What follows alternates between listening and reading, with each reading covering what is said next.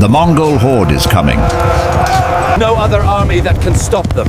The Ayyubids are dead. The throne of Saladin's descendants lies empty. But the men who killed them, slaves, purchased as boys, raised as warriors, now claim the crown. They call themselves the Mamluks. The Islamic world watches in horror and hope. Can slaves become sultans? Can they defend Egypt from the crusaders massing at its gates?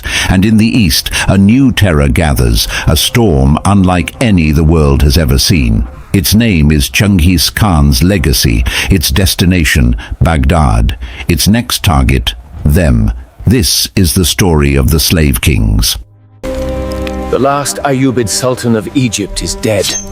The dynasty Saladin, founded 79 years ago. In May 1250, Fariskur, the tent of Sultan Turanshah, runs red. His assassins, his father's own Mamluks, stand over his body, their daggers dripping. The last Ayyubid Sultan of Egypt is dead. The dynasty Saladin, founded 79 years ago, has ended not with a battle, but with a betrayal. We must choose wisely, I say, Yusuf. Your choice will divide us. Al-Mughith is the rightful leader. The Salihi emirs convene. They have killed their master. Now they must choose another. Some advocate for An-Nasir Yusuf of Damascus. Others propose Al-Mughith Umar of Al-Karak. The debate rages. No consensus. The Mamluks are united in killing, but divided in ruling. I am the widow of Al-Salih, and I propose myself as Sultana. I support the Sultana. From the shadows of the women's quarters, a voice speaks. Shajar al-Durr, widow of Sultan al-Salih, mother to no heir, proposes herself. The emirs are stunned. A woman on the throne of Saladin. But she controls al-Salih's treasury, his seal, his legacy, and she has friends among the Bahriya. Aktay, stepping forward. I support the Sultana. His words carry weight. He killed Turanshah. His endorsement matters. See that my orders are carried out without question. The stability of Egypt depends on it. Shajar al-Durr ascends the throne. She issues decrees in her own name, stamps documents with her own seal, mints coins bearing her title, Queen of the Muslims.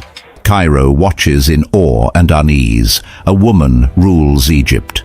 From this day forward, all military appointments must first bear my personal seal. Aybak watches the Sultana's rise with simmering resentment. He is the Atabeg al-Askar, commander of the military, the most powerful man in Egypt after the sovereign. But the sovereign is a woman, and he answers to her.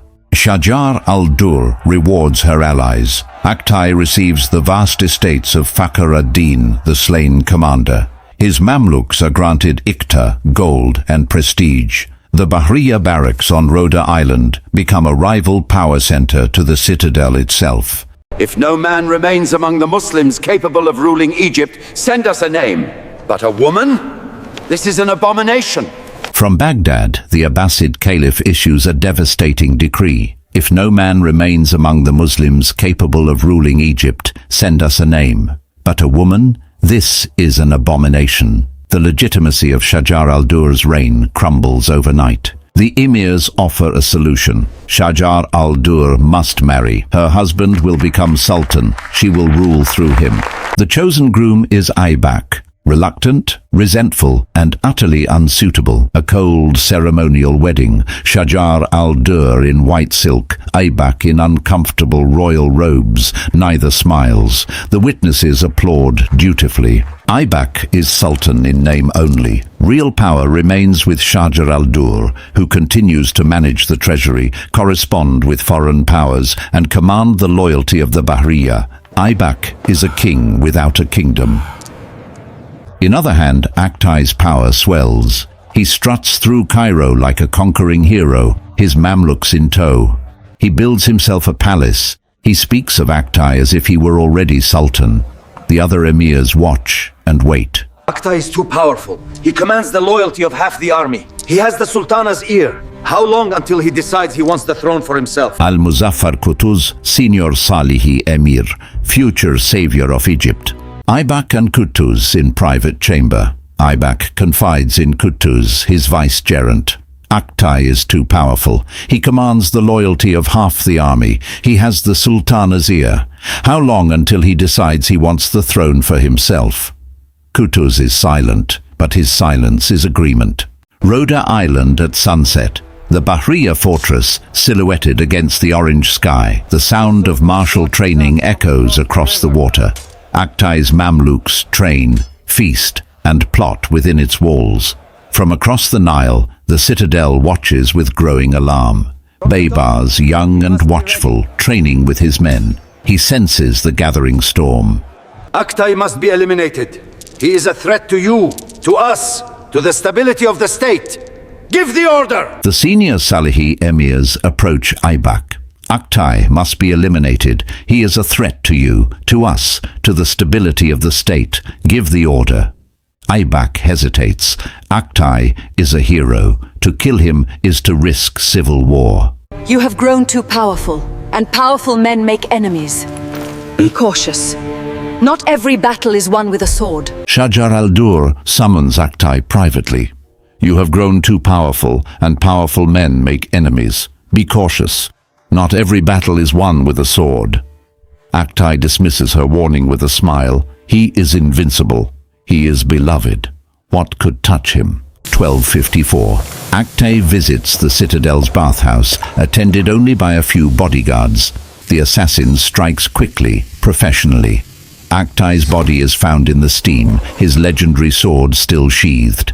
He never had time to draw it. News of Aktay's death spreads like wildfire. The Bahriya erupt in fury. Baybars and his comrades storm the citadel, but they are too late. Aktay's head is already on a pike, his body displayed as a warning. The message is clear. No man is above the Sultan's justice. Aybak's purge begins. Aktay's allies are hunted, their estates confiscated, their iqta revoked. The Bahriya scatter like leaves before a storm. Most flee to Gaza, then to Damascus, where the Ayyubid prince an-Nasir Yusuf welcomes them as pawns in his own game against Cairo. In Damascus, an-Nasir Yusuf receives the Bahri refugees with open arms. He grants them estates, commissions them as officers, and prepares to use them as his instrument against the Mamluks, who killed his cousin. The exiles are now enemies of the state that birthed them. Aybak has eliminated his rival. He has purged the Bahriya. He is at last the undisputed master of Egypt. But his triumph is hollow.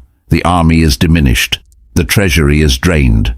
And his wife, the Sultana he resents, still holds the purse strings. Shajar al-Durr and Aybak's relationship deteriorates into open hostility. She refuses him access to her treasury. He forbids her from issuing decrees. They communicate through intermediaries, their chambers separated by a chasm of distrust. I intend to take a second wife, the daughter of the Emir of Mosul.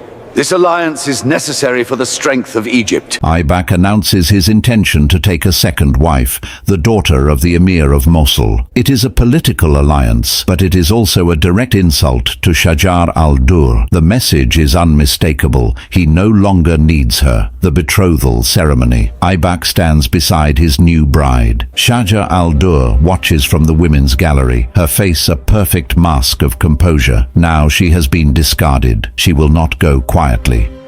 April 1257. Shajar al-Durr invites Aybak to her chambers for reconciliation. He comes, perhaps hoping for peace, perhaps simply careless. His body is found the next morning, beaten to death by her servants. The Sultana has become an assassin. Shajar al-Durr's terrible calm. She has killed her second husband. She knows the cost. Aybak's Mamluks storm the citadel. Shajar al-Durr is captured, stripped of her regalia, imprisoned in the Red Tower. Her 15-year-old son, Al-Mansur Ali, is installed as puppet sultan. The real power is Aybak's loyalists, and they want blood. On 28 April 1257, Shajar al-Durr is executed. The accounts vary. Some say she was beaten to death with wooden clogs by Aybak's concubines, others that she was strangled in her bath. All agree on this. The Sultana, the first and last female sovereign of the Mamluk Sultanate, died alone, without ceremony, without honor. The absence of Shajar al-Durr. The throne is empty. The woman who built it is gone. Al-Mansur Ali, 15 years old, is proclaimed Sultan. He is a figurehead, his authority exercised by senior emirs led by Qutuz, who serves as vicegerent. The real power in Egypt is no secret. Qutuz rules, and Ali learns to keep silent. In Damascus, Baybars receives news of Shajar al-Durr's death. He has spent 3 years in exile, honing his skills, building alliances, waiting. The Sultana who elevated his comrades is dead. The Sultan who drove them out is dead. Egypt is ruled by a boy and a regent. The time to return is drawing near. Baybars patient, predatory patience. He is not yet ready, but he will be. From the east, terrifying reports reach Cairo. The Mongol Empire, united under Möngke Khan, is mobilizing. Their target, the Islamic world. Their objective, total conquest. Baghdad, Damascus, Cairo, none will be spared. The Mongol advance marked in red. The wave approaches Persia, Iraq, Syria. Egypt is the last domino. The Mamluks fought crusaders. Now they must face something far worse. The Mongols are coming. They have destroyed every army that stood against them. They have razed cities that resisted. They offer only one choice: submission or annihilation. I will not submit. Qutuz summons his emirs. The Mongols are coming. They have destroyed every army that stood against them. They have razed cities that resisted. They offer only one choice: submission or annihilation. I will not submit. His voice is steady. His resolve is absolute. Qutuz standing before his war council, his hand on the Quran. The emirs are silent, sobered by the gravity of his words. Qutuz's transformation from patient observer to decisive leader. His moment has arrived. By the grace of Allah and the authority of the Sultanate, all Mamluks, regardless of faction, are hereby commanded to return to Egypt. Qutuz issues a decree. All Mamluks, regardless of faction, are invited to return to Egypt. The Bahri exiles in Damascus received the message with skepticism. They were hunted, purged, driven out. Now the regent asks them to fight and die for a state that betrayed them. The decree read aloud in Baybar's camp. His comrades exchange glances. Some are furious, some are tempted. Baybar says nothing. Baybar's internal war. His hatred for Aybak's regime is personal, but the enemy at the gate is existential. Baybars makes his choice. He will return to Egypt, not for Qutuz, not for the emirs who murdered his mentor. He will return because the Mongols are coming, and there is no other army that can stop them. He will fight. He will survive. And when the war is over, he will claim what is owed. Baybars and his Bahri comrades riding south. The gates of Damascus behind them, the minarets of Cairo ahead. The panther banner ripples in the desert wind.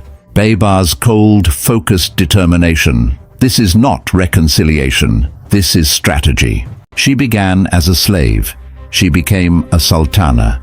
She killed 2 sultans, ruled Egypt for 7 months, and built the foundation of a dynasty that would reshape the world. But in the end, the men she empowered could not accept a woman on the throne. Shajar al-Durr's reign lasted less than a year. Her legacy, it has barely begun. Subscribe to Amura Stories and hit the bell icon. Part 2 is where the storm breaks. Aktay's arrogance will cost him everything. Baybars will watch his mentor fall and learn the lesson that will one day make him a legend.